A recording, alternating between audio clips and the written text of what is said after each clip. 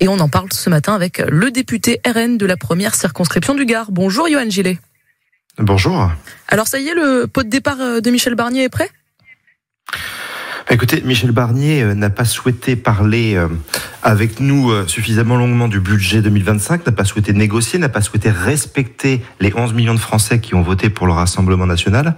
Et en fermant la porte à toute négociation, eh bien, il s'est lui-même auto-censuré. En réalité, nous, on avait été très clairs dès le début.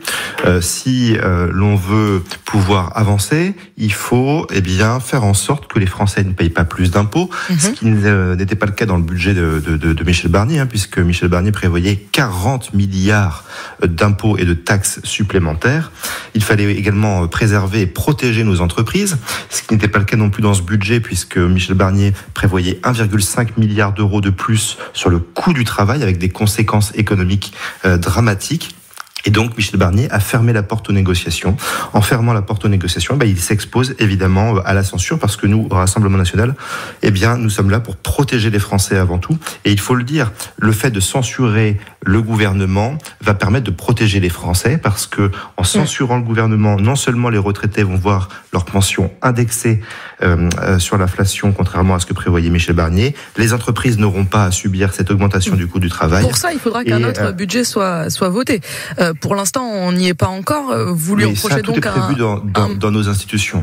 Oui, mais encore faut-il qu'il y ait un nouveau Premier ministre, et on n'y est pas pour l'instant. Même sans ça, il y a aucun problème. On ne peut pas dire qu'il n'y aura pas de budget en 2025, ça n'existe pas. La France est bien faite, nos institutions sont solides, et les textes prévoient très clairement un report du budget 2024 en 2025 s'il ne devait pas y avoir d'accord sur un budget. Donc il ne faut pas s'inquiéter, il n'y a pas d'inquiétude à avoir, il ne faut pas rentrer dans le catastrophisme qui est colporté par la Macronie. Il n'y a pas de problème en France, les choses sont bien faites, il n'y aura pas de shutdown à l'américaine. Alors quand même, c'est un acte plus ou moins historique, puisque la dernière fois qu'un gouvernement a été renversé, c'était en 1962, c'était le gouvernement de Georges Pompidou. Ça vous engage? Michel Barnier expliquait hier sur TF1 et sur France 2 que 18 millions de Français verraient leur impôt sur le revenu augmenter, d'autres en paieraient pour la première fois. Qui rendra des comptes à la France si c'est le cas, si finalement c'est ça qui se passe? Non, vous savez, la Macronie est en train de mentir aux Français et veut faire peur à tout le monde. La réalité, c'est que ce qui se passe cette année est déjà arrivé dans l'histoire.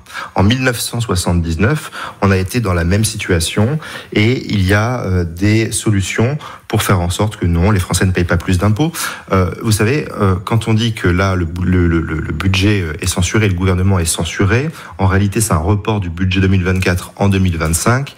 Et en réalité, il y aura une loi spéciale budgétaire qui sera votée avant la fin de l'année, justement pour acter ça, et pour pouvoir ajuster certains points, notamment sur le barème de l'impôt sur le revenu. Donc dire que les Français paieront plus d'impôts en 2025, c'est faux.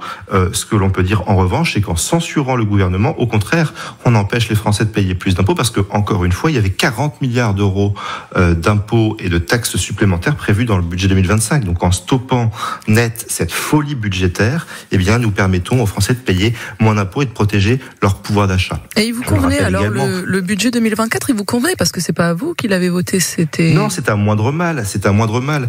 Le budget 2024 n'était pas parfait, mais en tout cas, en censurant le gouvernement, nous permettons également, par exemple, d'empêcher l'augmentation du coût de l'électricité.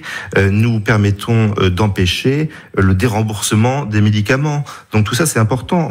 Et là, on est dans une période importante également pour les agriculteurs. En censurant le gouvernement, nous stoppons la baisse des crédits alloués à l'agriculture qui était prévue par Michel Barnier en 2025, puisqu'il prévoyait une baisse de 13% du budget alloué à l'agriculture. Donc il ne faut pas voir les choses de manière négative. Au contraire, il y a beaucoup de choses positives dans la censure de ce gouvernement. Il faut se faire respecter et il faut dire stop à Michel Barnier. Aujourd'hui, on le voit, la France est dans une situation économique compliquée. C'est pas nouveau et c'est pas depuis que l'on a décidé de censurer. C'est depuis que Emmanuel Macron est aux manettes du pays. C'est 1200 milliards d'euros de dette supplémentaire. Donc la situation budgétaire, elle est ce qu'elle est, et c'est justement pour ça qu'il faut censurer Michel Barnier, parce que le budget que prévoyait Michel Barnier prévoyait toujours plus de dépenses publiques, alors même qu'il faut faire des économies sur les dépenses publiques, mais il faut faire de bonnes économies. Il faut par exemple baisser notre contribution nette au budget de l'Union européenne. Il faut, faire des économies sur le budget de l'immigration. Il faut arrêter avec ce millefeuille administratif qui nous coûte très cher, avec 1600 agences gouvernementales qui coûtent très cher aux contribuables et qui sont peu efficaces. Donc il y a beaucoup de pistes d'économie, et nous avons fait d'ailleurs, nous, des propositions très concrètes en la matière à Michel Barnier, qui n'a pas souhaité les entendre et qui n'a pas souhaité écouter les représentants du peuple que nous sommes, nous, député du Rassemblement national. Yohann Gillet, c'est quoi la suite? Vous censurez, et ensuite, qu'est-ce qu'on fait? Qui pour succéder à Michel Barnier? Écoutez, le président de la République nommera à nouveau Premier ministre. Nous, ce que nous souhaitons, on connaît tous la situation politique actuelle, personne n'a de majorité. Donc il va falloir nommer un nouveau Premier ministre. Ce qui sera important dans cette nomination, c'est d'avoir un Premier ministre qui soit en capacité de parler avec tout le monde, de s'asseoir autour de la table et de prendre en compte les propositions des uns et des autres. Nous nous rappelons il y a un nom au qui vous président vient de la République, mais je suis pas là pour faire un casting, il n'y a pas tel ou tel nom. Michel Barnier aurait très bien pu faire et être le Premier ministre qu'il fallait dans cette période-là, s'il n'avait pas été aussi sectaire et s'il n'avait pas été rattrapé finalement par son sectarisme. Il n'a pas souhaité parler avec nous, donc il s'est auto-censuré. Mais il y a beaucoup de noms qui peuvent circuler ici et là et qui pourraient permettre d'être dans cette transition, puisqu'on le sait, inévitablement, on va devoir revoter dans quelques mois. Il y aura une dissolution, c'est inévitable, à l'été prochain ou à la rentrée prochaine. Il faudra y revenir.